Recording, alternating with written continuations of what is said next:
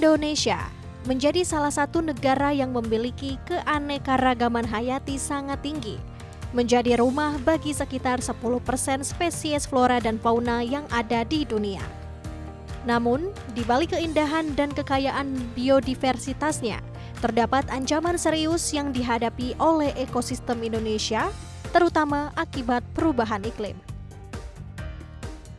Dalam diskusi membahas masa depan alam Indonesia, CEO WWF Indonesia, Aditya Bayunanda, menyebutkan perubahan iklim memberikan dampak yang signifikan terhadap ekosistem. Salah satu dampak yang paling terlihat adalah peningkatan suhu yang menyebabkan perubahan pola curah hujan. Hal ini berdampak pada pertanian, ketersediaan air, dan kesehatan ekosistem. Perubahan iklim bukan satu-satunya ancaman bagi keanekaragaman hayati Indonesia. Aktivitas manusia seperti deforestasi, perburuan liar, dan pencemaran juga berkontribusi pada penurunan populasi spesies. Banyak spesies endemik seperti orangutan dan harimau Sumatera berada dalam kondisi yang kritis. Apa yang menjadi temuan kunci? Yang pertama, sejak 1970 sampai 2020, ternyata telah terjadi penurunan populasi sebesar 73% dari semua kantong populasi yang dilihat. Jadi ini average. Jadi ada memang yang naik, ada juga yang stabil. Tapi secara garis besar, itu semuanya turun. Dan kalau kita melihat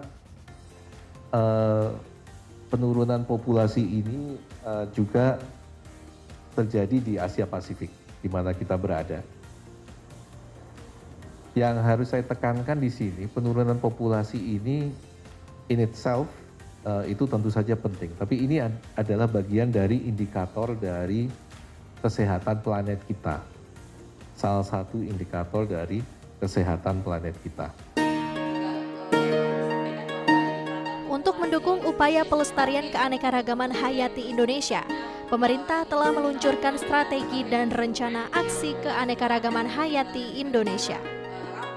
Langkah ini berisi panduan strategis yang dirancang oleh berbagai pihak, mulai kementerian terkait hingga komunitas adat dan organisasi masyarakat.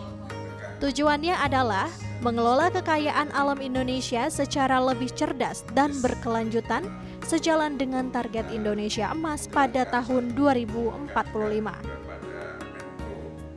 Pemerintah juga telah berkolaborasi dengan perguruan tinggi untuk meningkatkan pemahaman strategi dan rencana aksi serta peran penting sektor akademisi, industri, dan masyarakat dalam pengelolaan biodiversitas Indonesia. Memiliki banyak kerjasama dengan universitas-universitas untuk misalkan mengakses status taksa tertentu gitu dengan komunitas pohon langka Indonesia, misalkan kita sudah punya kerjasama juga, dan memang banyak peneliti kita yang kepakarannya memang terkait konservasi tumbuhan, konservasi hewan, dan seterusnya.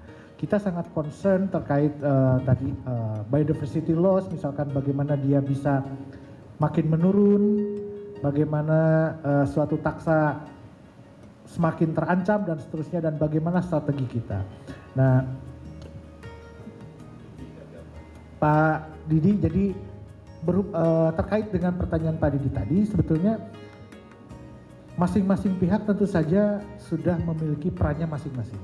Artinya misalkan kami di BRIN sudah berupaya misalkan untuk mengakses status suatu taksa tertentu, kemudian kita berupaya untuk menguasai teknologi kunci bagaimana untuk memperbanyak spesies tersebut, kemudian bagaimana misalkan cara kita untuk melakukan reintroduksi dan seterusnya suatu taksa tertentu dan seterusnya. Tentu saja kita sudah pada taksa-taksa tertentu kita sudah menguasainya.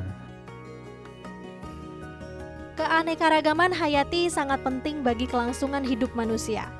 Keanekaragaman hayati berperan dalam menciptakan ekosistem yang seimbang. menyediakan sumber daya alam, dan meningkatkan ketahanan ekosistem terhadap fenomena iklim ekstrem.